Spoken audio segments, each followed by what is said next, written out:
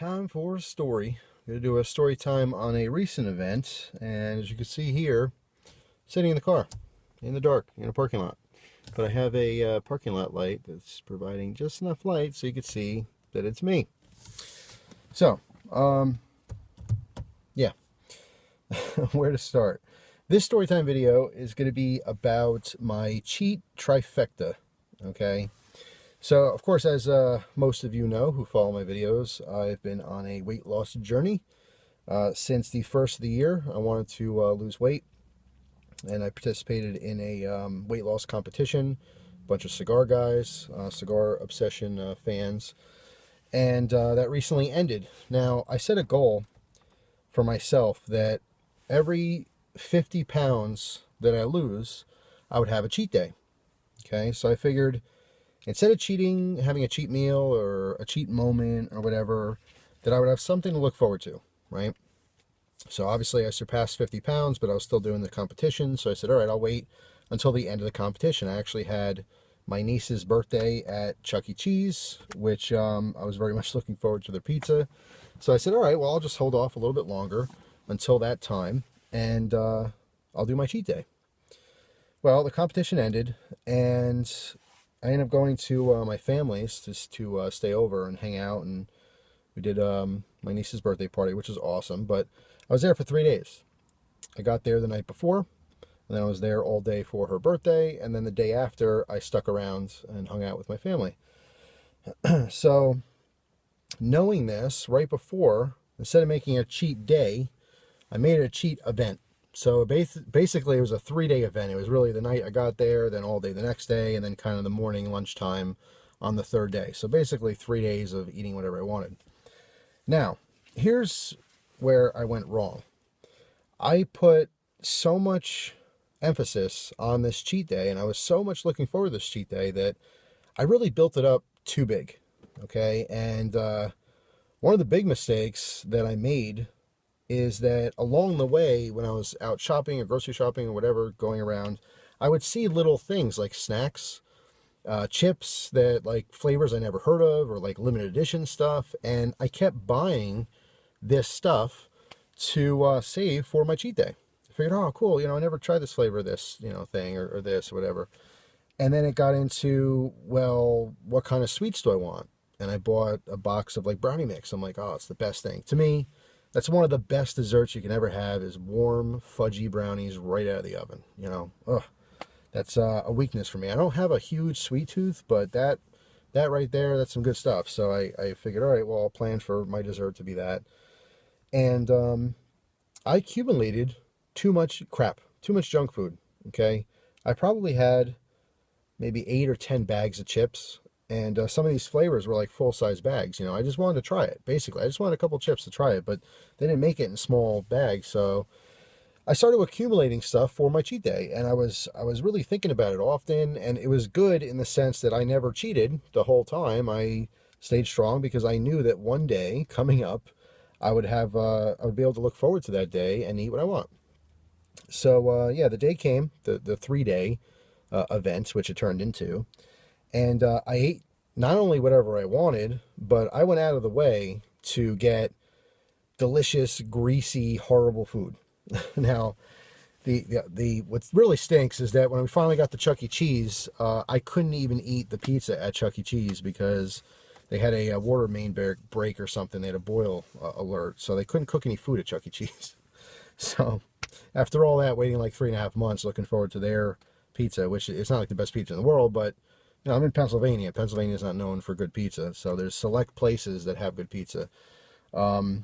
So anyway, I made up for it, though. The following day, I went to this place called Uncle Charlie's, and it's a little hole-in-the-wall place, and by far the best pizza in Pennsylvania, in my opinion. But anyway, so not only did I eat an immense amount of food, which I calculated to be close to about 50,000 calories. That's right. I had about 50,000 calories in 3 days. But I also drank. I haven't drank at all in 2017, and I didn't want to spend money on beer anymore, so I have a bunch of aged beer So I ended up taking like 5 or 6 bombers and drinking those. Which, by the way, this is a totally separate issue. Not an issue, but a separate something worth mentioning, I guess, for all the beer snobs out there. Because a lot of people who are very much into craft beer and aging beer, they'll always say, you know, you don't age hoppy beers. You know, hop, it deteriorates right away. You want to drink it as fresh as possible. Now, I definitely agree with that. You want to drink hoppy beers as fresh as you could possibly get them. However, recently, after trying this myself, having, what, 4? I think 4 of them were triple IPAs. They're very much still triple IPAs. They're stronger than they ever were. The only thing I've noticed with with aging really hoppy beers is that the malt backbone gets much stronger. But I had, let's see, what were they? God, I'm having a brain fart. I don't remember. Ruin 10 Nation, Ruin 10 from Stone. I had Stone's Best Buy, which is not a triple, but I also had Palate Wrecker. Palate Wrecker was just as much Palate Wrecker. It was stronger than I've ever had it before, and that had about 4 years on it. I had something else. God, what was it?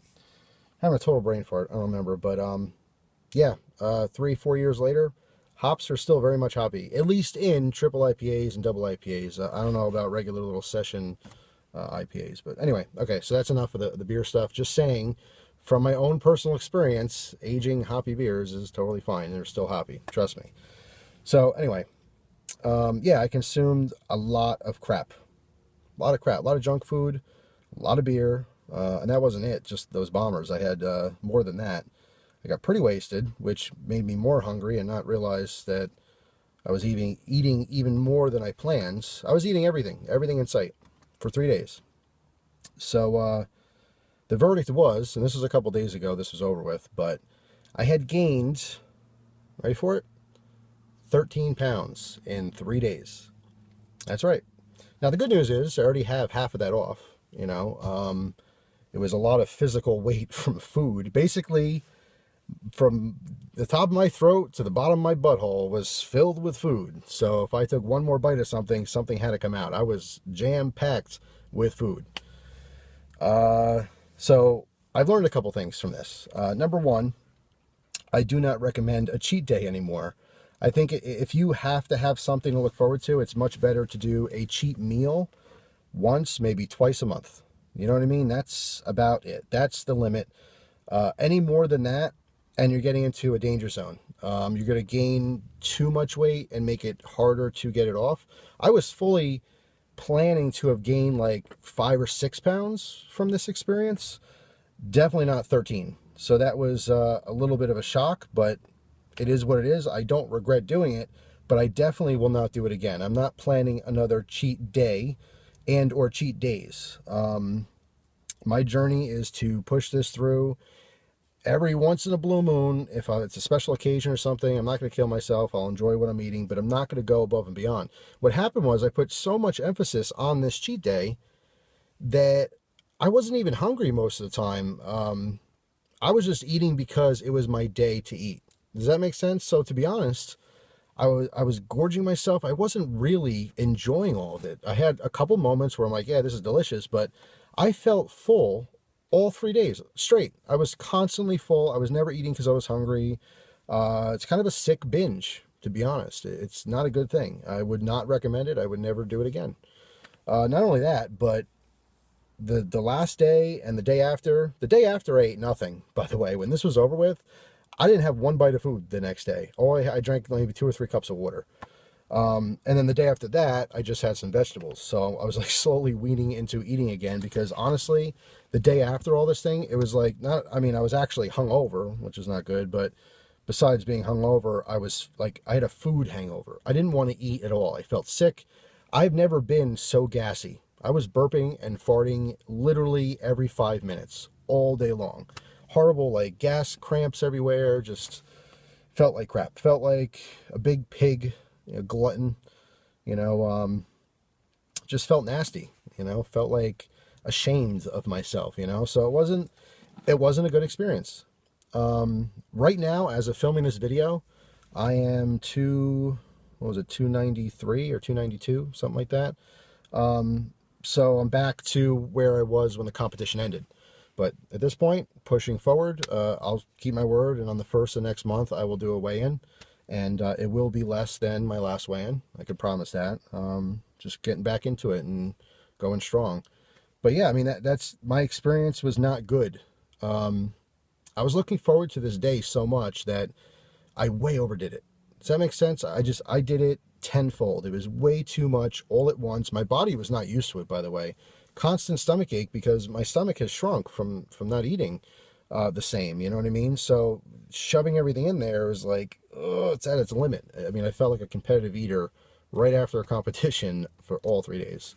So not good. Won't recommend it to anyone. Won't do it again myself. I'll set little goals, like every whatever, maybe 10, 15 pounds I lose, I can have one cheat meal. And by cheat meal, I mean a slice or two of pizza, maybe a glass of soda. I don't mean like eating 2 or 3 pizzas by myself or having 6 hamburgers or anything like that.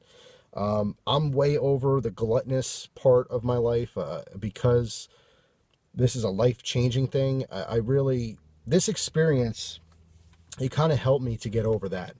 The me, you know, as much as possible mentality. You know, you see something delicious, you can have a bite of something absolutely horrible for you, but you shouldn't have 3 or 4 servings of it, let alone enough for a family. You know what I mean? And that's always been my problem, is that even these bad foods, it wasn't necessarily the foods I was eating, it was the quantity. You know what I mean? If I wanted a cheeseburger, it was 2 cheeseburgers or 3 cheeseburgers. You know, it was a pile of fries or onion rings. It wasn't a taste. And you really don't appreciate this food, even crappy food, even junk food. You don't appreciate it in quantity. You know what I'm saying?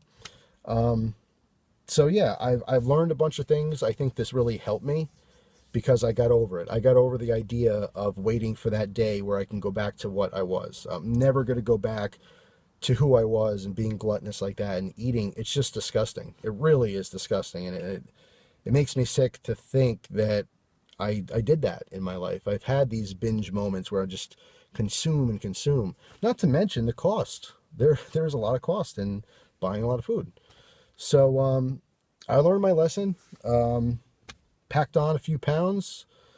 You know, 48,000 I think it was. It was around 50,000 calories, and about 13 pounds was my cheat experience. And like I said, I'm halfway through burning that off again. I'm gonna, you know, fight to the end and eventually get down to my ultimate goal, which is 199, and then go from there, see what I want to do. But yeah, I just wanted to share this experience with you and tell you guys out there who are doing this along with me. In the beginning, I thought it was a good idea, and it helped me until I actually had that cheat moment, and it was way over the top. It was just way too much. So like I said, I don't really regret doing it because I learned from it, but I don't recommend it.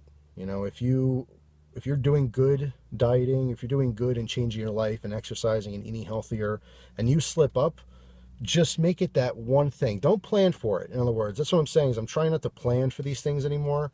I'm just going to figure I'm eating healthy and exercising for the rest of my life. You know, and if every now and again I slip up, it happens. You know what I'm saying? I'm not going to say I'm going to live the rest of my life, you know, tip-top 100% healthy no matter what.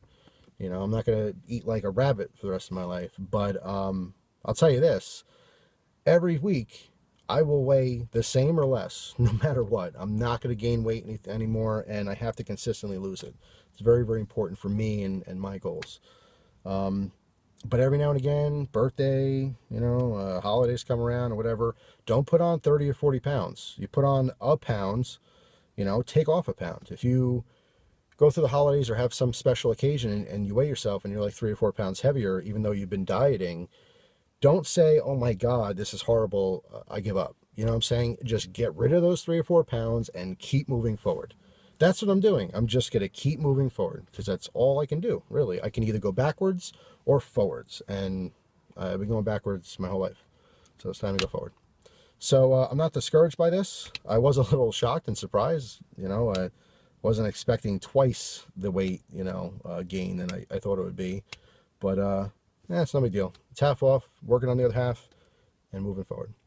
So there you go. Hopefully you guys enjoyed my my story time, my quick you know, explanation of what happened since the competition's been over. And anyone who's following the weight loss stuff, I'll see you on the first of the month. I'll let you know how things are going.